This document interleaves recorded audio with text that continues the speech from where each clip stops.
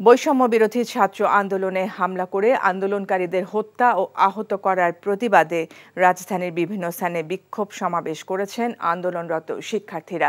শনিবার সকাল থেকে ঢাকার রামপুরা, বনশ্রী, বাড্ডা এলাকায় বিভিন্ন শিক্ষা প্রতিষ্ঠানের শিক্ষার্থীরা বিক্ষোভ সমাবেশ করেন।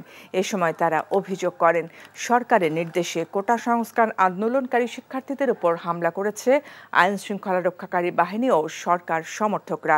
তাদের হামলায় হতাহত হয়েছে বহু শিক্ষার্থী, শিশু ও সাধারণ মানুষ। অবিলম্বে হামলাকারীদের গ্রেফতার ও সরকারের পদত্যাগ দাবি করেন বিক্ষোভকারী শিক্ষার্থীরা। এদিকে শিক্ষার্থীদের উপর হামলা ও হত্যাকারীদের বিচারের দাবিতে বিক্ষোভ করেছেন অভিভাবকরা।